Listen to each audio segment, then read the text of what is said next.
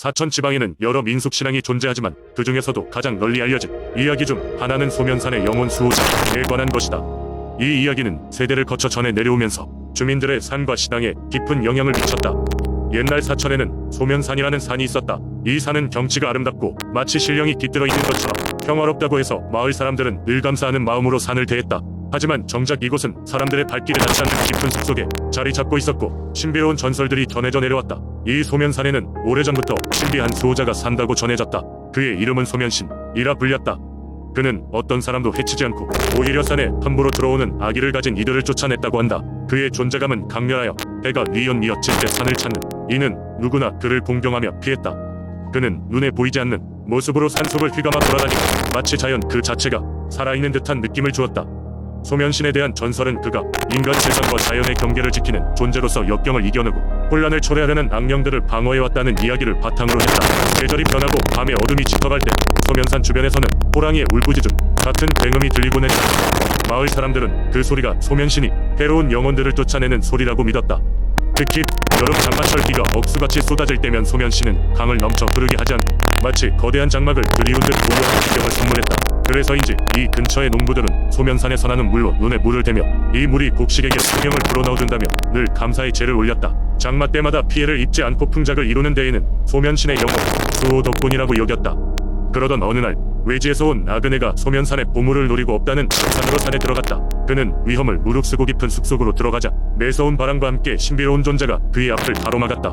나그네는 겁을 집어먹고 그 자리에서 무릎을 꿇었다. 그때 따뜻한 빛이 나그네를 감쌌고 그의 마음속에 일렁이던 욕심은 순식간에 사라져 다신 수면산이 보물을 탐하지 않았다는 전설이다.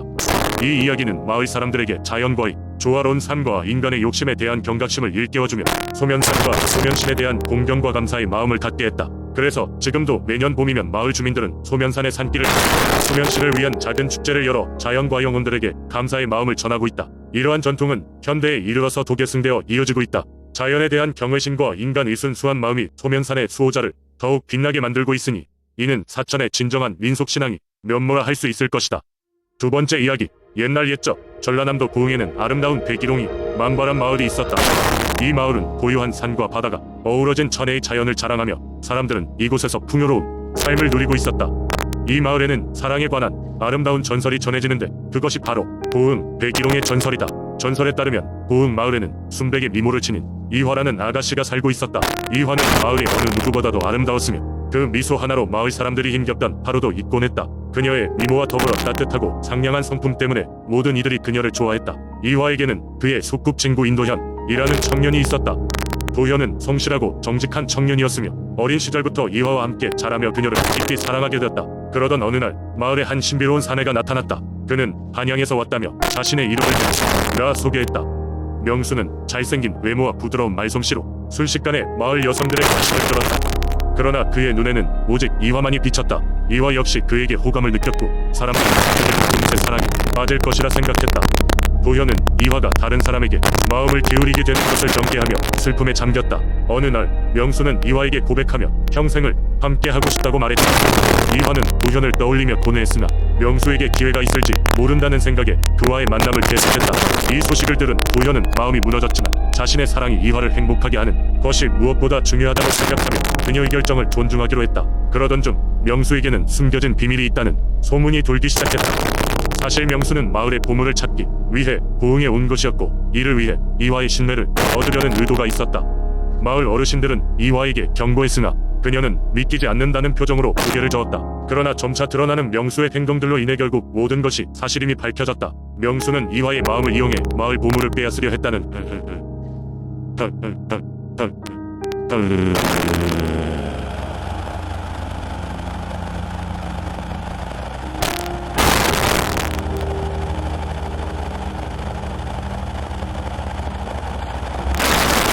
사라지듯 고흥을 떠났다. 마을 사람들은 분노하며 그를 저주했지만 이화는 그의 거짓에도 불구하고 오히려 명수를 용서하고 싶다고 말했다. 그 이유는 그의 진실된 사랑을 자신이 어느 순간 느꼈음을 믿었기 때문이었다. 도현은 모든 일을 알게 되자 이화가 받은 상처를 위로하며 곁에서 그녀를 지켜주기로 했다. 도현의 변함없는 사랑에 이화는 점차 다시 웃음을 되찾았다. 둘은 서로의 진심을 확인하며 결혼까지 하게 되었다. 이후 마을에는 어떤 사람이 방문하듯 떠나지 않고 100일 동안 꽃을 피우는 백일홍이 대문에 피어나게 되었다. 사람들은 이 백일홍을 보고도 현과 이화의 사랑을 기리며 그들의 사랑이 영원히 변치 않기를 바랐다. 그래서 마을 사람들은 매년 백일홍이 피어나는 계절이면 서로의 사랑과 우정을 되새기며 축제를 열게 되었다고 한다. 이 이야기는 여러 세대를 거쳐 지금까지도 전해 내려오며 고운 사람들에게 사랑과 용서 그리고 참된 관계에 대한 교훈을 전해주고 있다. 세 번째 이야기. 옛날 옛적 무성한 대나무숲 사이로 안개가 짙게 깔린 작은 마을 담양에는 신비로운 풍습과 전설이 전해지고 있었습니다. 그 중에서도 가장 흥미로운 것은 귀신 바위에 관한 이야기였습니다. 담양의 깊은 숲속에는 거대한 바위가 하나 있었습니다. 마을 사람들은 그 바위를 귀신 바위라 불렀습니다. 겉보기엔 그저 거대한 바위처럼 보였지만 마을 사람들은 이 바위를 굉장히 두려워했습니다. 전설에 따르면 이 바위에는 옛날 고을에 살던 사냥꾼이 붙잡혀있는 영혼이 잠들어 있다고 했습니다. 오래전 매서운 겨울밤, 사냥꾼은 사슴 한 마리를 쫓아 숲속 깊은 곳까지 들어가게 되었습니다. 그는 사냥에 열중한 나머지 밤이 흘러가는 줄도 몰랐습니다. 갑자기 숲에 짙은 안개가 내려앉았고 사냥꾼은 길을 잃고 말았습니다. 안개 속에서 헤매던 그는 바위 앞에서 큰 비명소리를 들었습니다. 놀라서 주위를 둘러보았지만 그의 눈에 보이는 것은 아무것도 없었습니다. 그 순간 바위에서 무언가각을 맹렬히 당겼고 사냥꾼은 순간적으로 정신을 잃고 말았습니다. 다음 날 아침 마을 사람들이 숲속에서 그 사냥꾼의 흔적을 찾을 수 있었습니다. 하지만 그의 모습은 어디에도 없었습니다. 마을 사람들은 사냥꾼의 흔적을 따라 귀신 바위를 발견했으나 사냥꾼은 끝내 돌아오지 않았습니다. 그리고 그날부터 그 바위에 가면 기이한 일이 벌어지곤 했습니다. 밤이 되면 그 근처에서는 사람의 발자국 소리가 나거나 슬프게 웅웅거리는 소리가 들렸다고 전해집니다. 사람들은 그가 돌아오길 바랬지만 아무도 그 근처에 가려고 하지 않았습니다. 마을의 장로는 그 바위에 사냥꾼이 귀신이 갇혀있다고 믿었고 그의 영혼을 달래기 위해 매년 제사를 지내야만 했습니다. 시간이 흐르고 세월이 흘러 귀신 바위의 이야기는 담양 이 사람들 사이에서 계속 전해졌습니다. 현재도 몇몇 용감한 관광객들이 이곳을 찾곤 하지만 어른들은 여전히 아이들에게 이 바위 근처에 가지 말라고 경고합니다. 이 바위에 얽힌 사연과 전설은 담양의 신비로운 민속신앙을 완벽히 보여주는 사례로 남아있습니다. 네 번째 이야기. 옛날 옛적 충청남도 천안의 한 작은 마을에는 신비로운 구슬을 간직한 할머니가 살고 있었습니다. 그녀의 이름은 김씨 할머니로 마을 사람들에게는 아주 친근한 존재였죠. 김씨 할머니는 매주 토요일 저녁이 되면 집 앞 마당에서 마을 사람들을 모아 신비한 이야기를 들려주곤 했습니다. 마을 사람들에게 가장 인기 있는 이야기는 바로 할머니가 가진 신비의 구슬에 대한 이야기였습니다.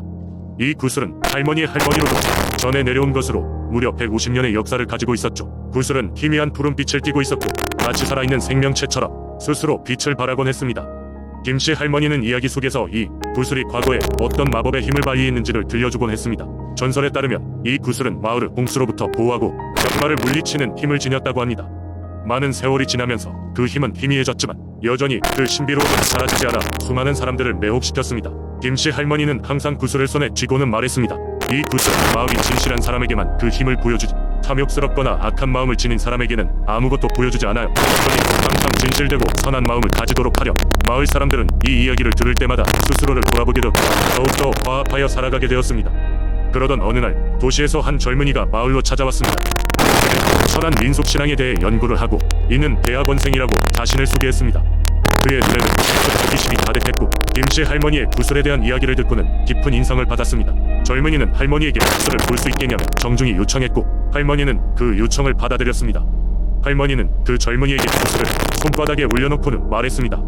구슬은 진실한 사람에게만 그 비밀을 보여주지 깊은 마음을 갖고 바라보아야 해. 젊은이는 조심스럽게 구슬을 들여다보며 생각에 빠졌습니다. 순간 그의 눈앞에 반짝이는 빛과 함께 마을의 옛 모습들이 환상처럼 스쳐 지나갔다고 합니다. 홍수가 덮치려는 순간 구슬에 힘으로 물길이 갈라지고 아픈 사람들이 구슬을 통해 건강을 회복하는 장면들이었습니다. 젊은이는 그 체험에 감동을 받았고 김씨 할머니에게 감사의 인사를 준 후 마을을 떠났습니다. 그는 그 경험을 논문에 실어 많은 사람들에게 천안의 신비로움을 알렸습니다. 이 사건 이후로 천안은 더욱 많은 사람들에게 알려지게 되었고 구슬의 진설은 더욱 널리 퍼지게 되었습니다. 김씨 할머니의 집 앞 마당은 여전히 마을 사람들과 방문객들로 가득했습니다. 그들은 할머니의 이야기를 듣고 구슬을 바라보며 서로의 진실함을 나누었습니다. 그리고 천안의 작은 마을은 그렇게 평화롭고 화목하게 신비로운 구슬의 이야기와 함께 오늘도 살아가고 있습니다.